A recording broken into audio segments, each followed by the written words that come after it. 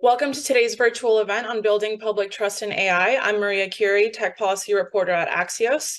Welcome to our audiences on Facebook, YouTube, X, LinkedIn, and on Axios.com. Join the conversation today on X with @Axios and #AxiosEvents. During today's event, I'll be joined by my colleague Ashley Gold, and we'll explore the state of public trust around AI and how businesses and government can work together on developing and regulating the safe use of the technology. Our first guest is California Congressman Ted Lieu, joining us today from Washington, D.C. Hi, Congressman. Thanks for joining us. Hi, Maria. So over in the Senate, Majority Leader Chuck Schumer is holding a series of AI Insight forums.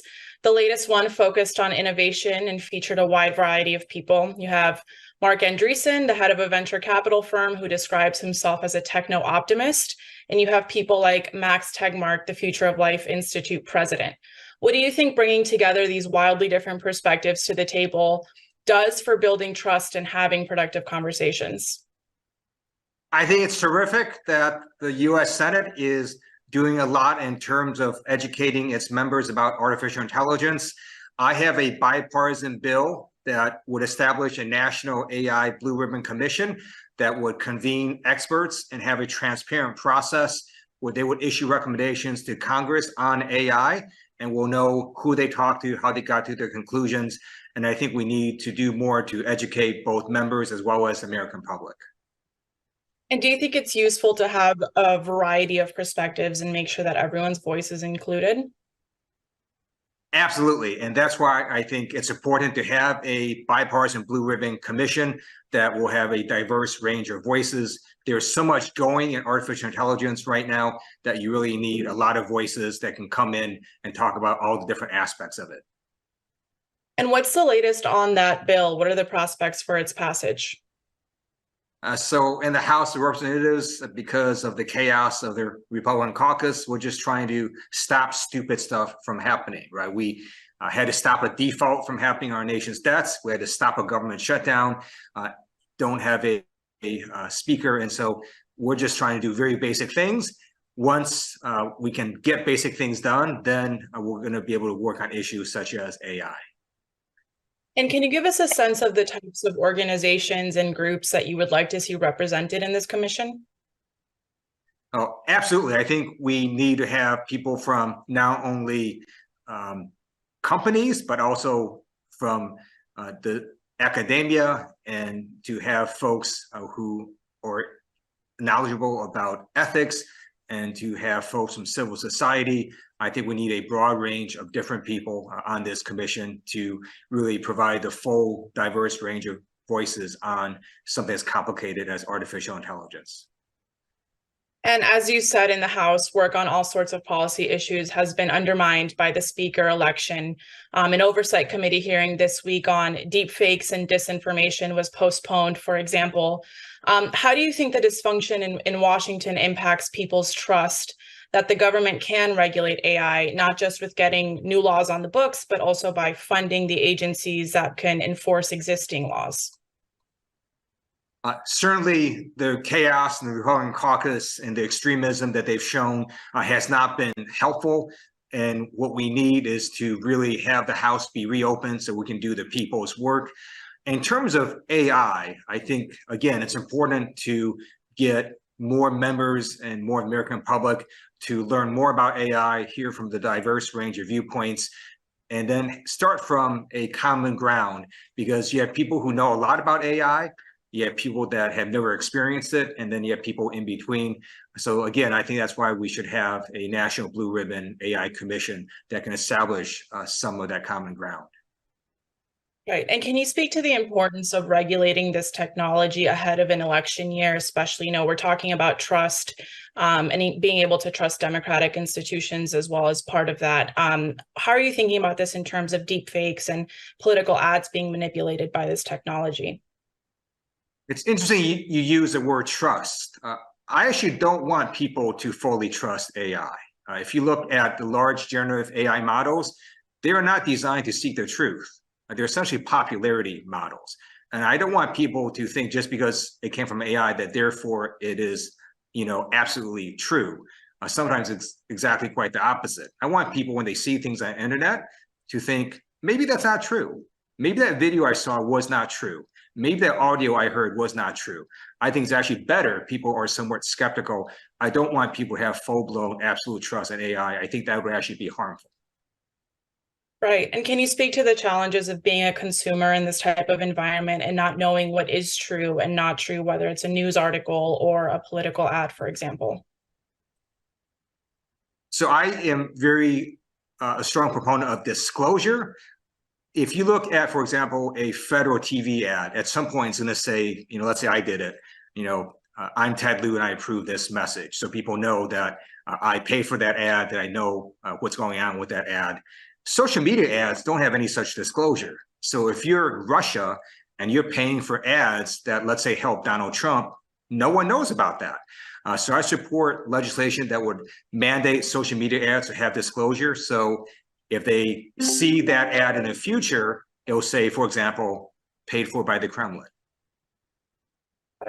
So you've also introduced the Block Nuclear Launch by Autonomous Artificial Intelligence Act, which is kind of obvious in its name regarding what it would do, and seems like low-hanging fruit. Can you remind us what it would do exactly? And do you think something as straightforward as that could become law soon? I do. It is bipartisan. The Department of Defense has weapons known as autonomous weapons, weapons that launch automatically. My legislation basically says that no matter how amazing AI gets, we're never going to let it launch a nuclear weapon by itself. There always has to be a human in the loop.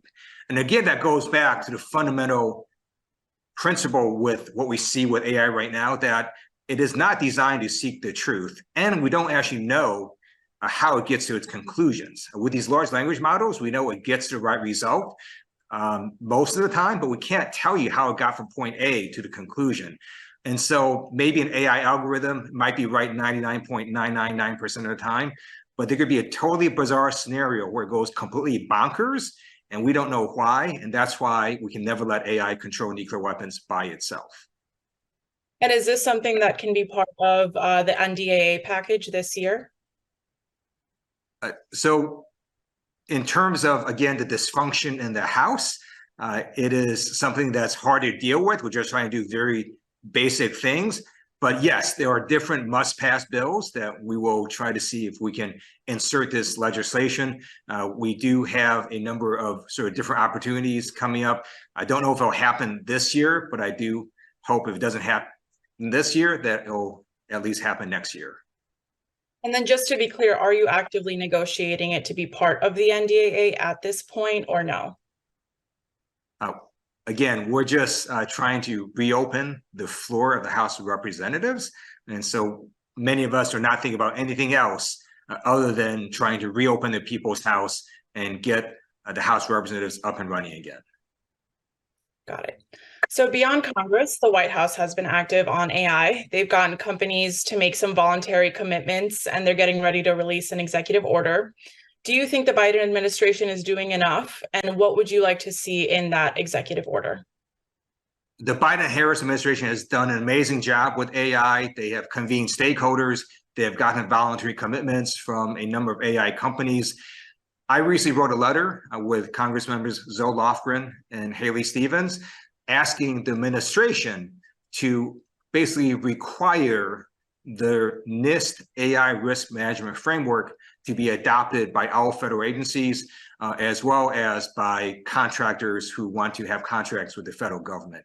NIST put out a risk framework for AI that has been very well received, both in the public and private sector. And we don't have to reinvent the wheel here. We've got something that looks like a pretty good framework. Let's now apply that to the federal government and to people who want to contract with the federal government. I hope the Biden-Harris administration will do that. And I hope this executive order will basically essentially say that or something similar.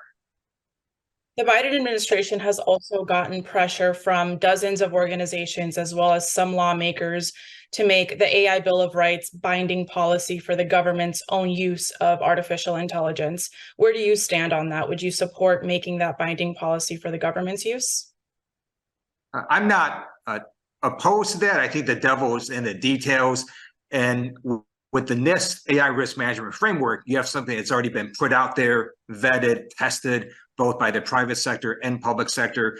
So I would at least like to see as a first step, let's mandate that NIST AI risk management framework for the federal government, as well as for people who want to contract with the federal government.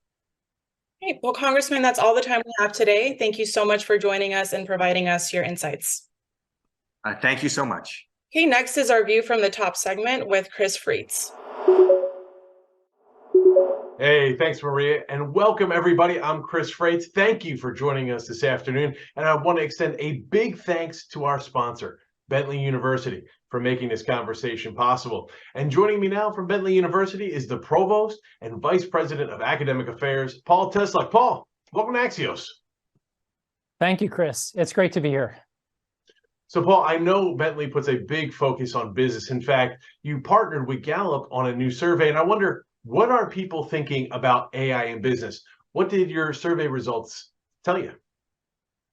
Absolutely, Chris. For the past 2 years, Bentley has partnered with Gallup, which, as many people know, is one of the most trusted company pollings in the world, to explore the answers to some really interesting questions, including how do Americans see the role of business in our society? Where do Americans think businesses are going in terms of improving people's lives? Where are they falling short? The results we're uncovering are fascinating because they reveal that the role of business in influencing our society is changing. Americans expect more from companies than just profit. People increasingly expect businesses to treat their employees fairly, to have a positive impact on the world that goes beyond just selling a product or service. And they expect companies to use technology in a sustainable, responsible way. This year's Business and Society survey revealed some really interesting data around artificial intelligence, which is today's topic, and which we know is revolutionizing the world of work and transforming how companies do business. Companies big and small are turning to AI to increase efficiency and productivity and cut costs in the workplace. What we found is that Americans have some trust issues when it comes to business using AI. In fact, an overwhelming majority of Americans, 79%, report trusting businesses not much or not at all to adopt AI responsibly. And those trust levels are consistently low among all subgroups of the US adult population. That includes gender, race, age, education level, and political party affiliation. So this is something most Americans actually agree on. The lack of trust could have to do with the fact that 75% of Americans believe AI will decrease the number of jobs in the US over the next 10 years. This concern is especially high for people who don't have a bachelor's degree and those who are 45 and older. Now, the future of the American workforce, 18 to 29-year-olds, are the least concerned about the projected effects of AI on the job market. They're still skeptical, but not as suspicious of AI as older adults. So we believe that these results show that there's a real opportunity here for businesses to build trust with their employees, consumers, and other stakeholders when it comes to AI. Yeah, no, I want to focus a little bit on that youngest cohort that you were just talking about there, Paul, because I think as a university, you're probably particularly interested in what the impact of AI is on young people. What's that look like from your perspective? Yeah, this is a big area of focus for us, of course, as a university especially. At Bentley, as you mentioned, we're focused on business. So adapting to the ever-changing marketplace and preparing our students for what it is that they need to expect next is something that we've been doing for over a century. Right now, we're creating an AI major because businesses are demanding that graduates know how to navigate and harness artificial intelligence. Our faculty have already started incorporating AI into their courses and are asking students to use it. And I'll give you a quick example. In our new undergraduate curriculum that provides students with a course challenging them to think about the large-scale societal problems, our faculty created an assignment that requires students to use generative AI as part of their research on an important project. We're also using and studying how AI can assist tutors in our learning labs. And earlier this year, we had a financial technology hackathon where students used ChatGPT to optimize financial returns and develop currency trading strategies. So we're really using the technology to enhance what we already do and are encouraging students to see AI and use it as a tool to augment their work and improve their critical thinking. We also have a task force of administrators, faculty, staff, and students studying ways to integrate AI into our research and university operations. At Bentley, we really believe that businesses can have a positive impact on society, and this is why we've partnered with Gallup on this survey to learn how Americans feel about AI. Because as a business university, in order to understand where business is headed, we need to understand what people expect and want from businesses. So partnering with Gallup to do this survey every year helps us understand people's expectations of business. And that's helping us better prepare students for the world that they're graduating into. Yeah, and we have just about a minute left, Paul. And I was struck by the fact that, most people don't trust businesses to use AI responsibly. And I wonder, in your survey, in your work, is there anything that Americans do trust AI to do responsibly? Absolutely. Just as you mentioned, there's a lot of things that people don't trust AI to do, but it's also eye-opening to see the things that people do trust AI to do. And maybe we can start there. A few quick statistics. 68% of Americans believe AI can customize their content they see online as well or better than a human can. 65% trust AI to recommend products or services. That's happening for many people already. On the other side, when it comes to where there's a lack of trust, here's a few statistics. Only 51% of Americans believe AI can offer financial advice that's as well or better than a human can provide. And just 38% believe that AI can recommend medical advice as well or better than a human can. The reality is, these are technologies that will shape the workforce of tomorrow and the way every business operates. It's already happening. So business leaders and workers entering the workforce will need to understand AI, and that's why we believe it's important for us to keep tracking how the business world is changing and how people's expectations are changing too. All right, well, we have to leave it there. Paul Teslock is the Provost and Vice President of Academic Affairs at Bentley University. Paul, thanks so much for joining us this afternoon. Thanks so much for the conversation, Chris. Thanks, Chris. Our final guest today is Meredith Whitaker, the president of Signal. Meredith, thanks for being with us today. Wonderful to be here with you, Ashley. Thank you so much. I'm so glad you're here to talk AI with us today. I want to start with a sort of a broad question.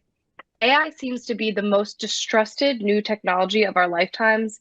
Americans and others across the globe are consistently expressing concern and skepticism about both corporations and governments managing its development. What is it about this technology is driving that specific distrust? Well, I'll start by saying I don't think people are wrong to be distrustful, although I think there's a lot of hype and a lot of what I've called ghost stories that are providing people with what I would consider the wrong reasons to distrust AI.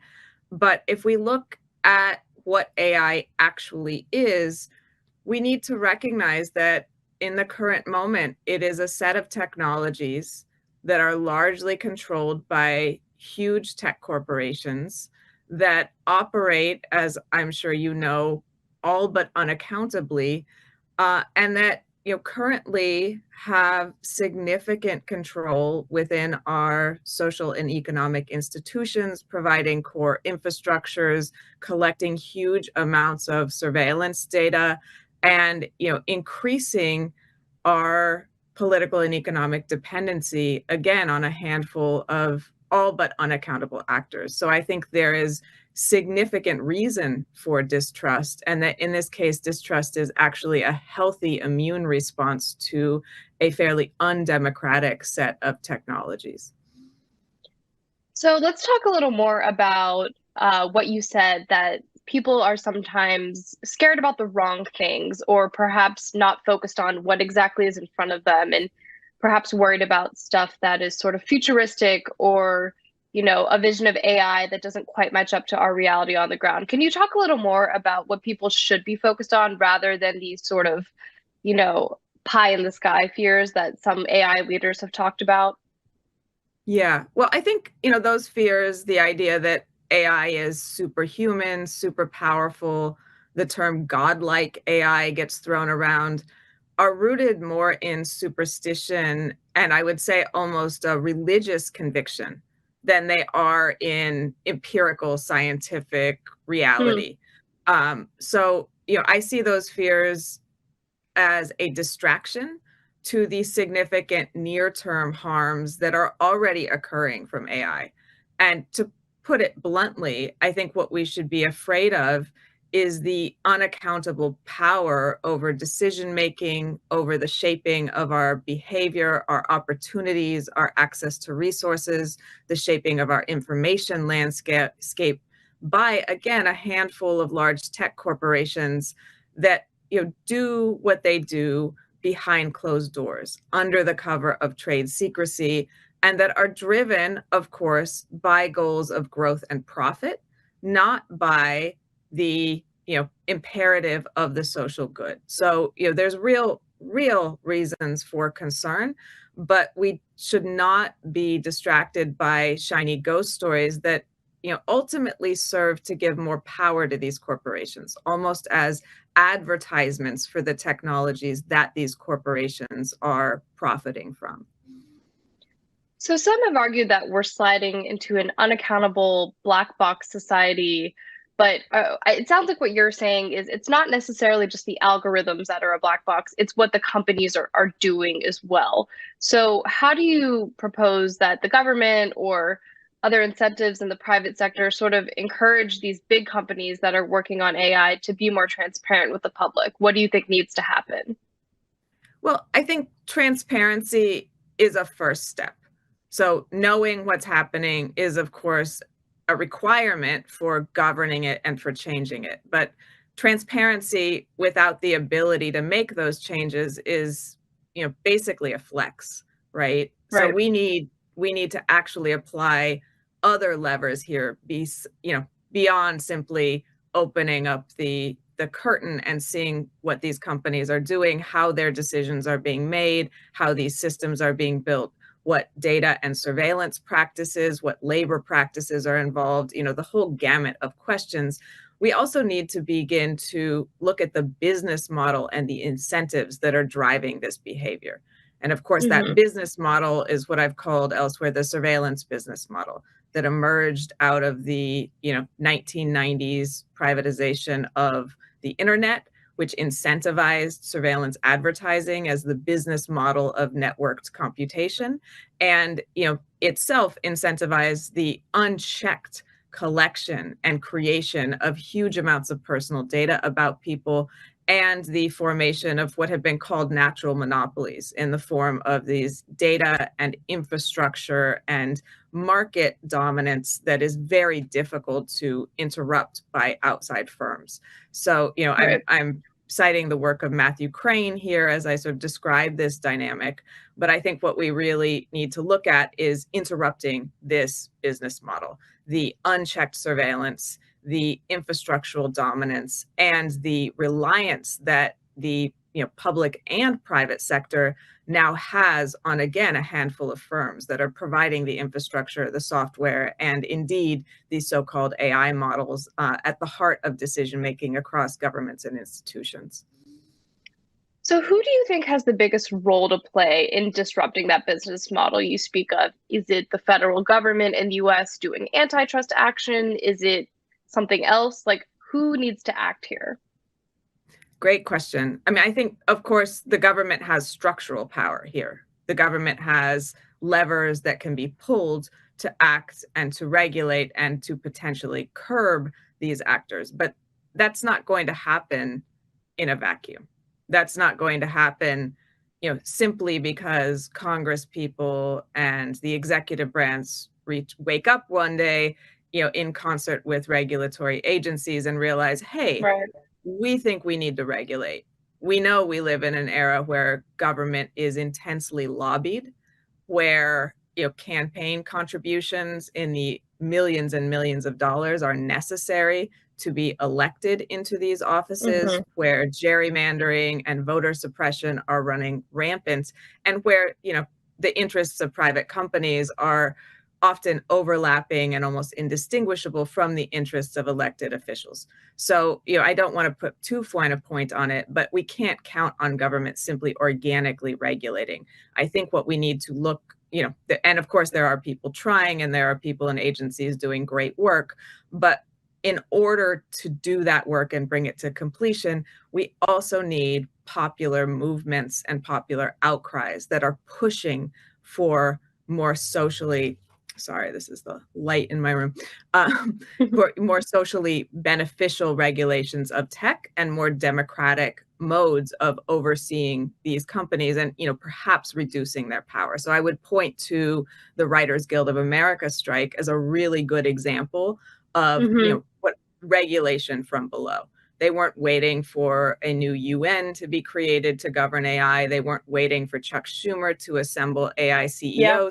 No, they did what has been very effective historically, withdrew their labor, said, absolutely not. We're not going to stand for the degradation of our work at the hands of large AI companies and studios, using AI to justify paying us less. We're going to say no, and we're going to demand fair terms and fair working conditions. And they got some pretty incredible gains out of that. So I think we need to see more of that. And I think that should be the force that is pushing regulation forward, in the face of hundreds of millions of dollars of lobbying and influence campaigns by people tied to the effective altruism movement and other pressure groups that are trying to shape regulation ultimately to benefit the large players in industry. Absolutely. And since, you're the president of Signal, I wanted to ask, is there a role of AI in Signal's work? And what is the relationship between AI and encrypted private communications, if any? Well, I think there is an indirect relationship, certainly, in that these large AI models rely on huge amounts of data. The current paradigm is more data, more compute, bigger models equals better. And of course, that favors the firms that have access to those resources, which are a very scarce few.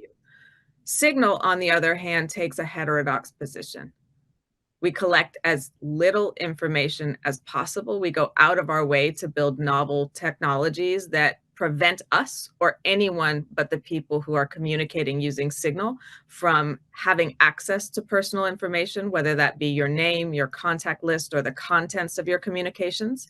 And, in that sense, we are providing a refuge from the voracious surveillance at the heart of the AI business model. Absolutely. And on that note, we are out of time. Thank you so much for joining Axios. Really appreciate it. We'll talk more soon. It's a pleasure, Ashley. Thank you for having me. Thank you. Thank you all for joining this afternoon for another Axios event that has made everyone smarter, faster. For more coverage or to sign up for Axios's AI Plus newsletter or the Axios Pro Tech Policy newsletter, visit axios.com/newsletters or axios.com/pro. Thank you all for joining, and we'll see you on axios.com.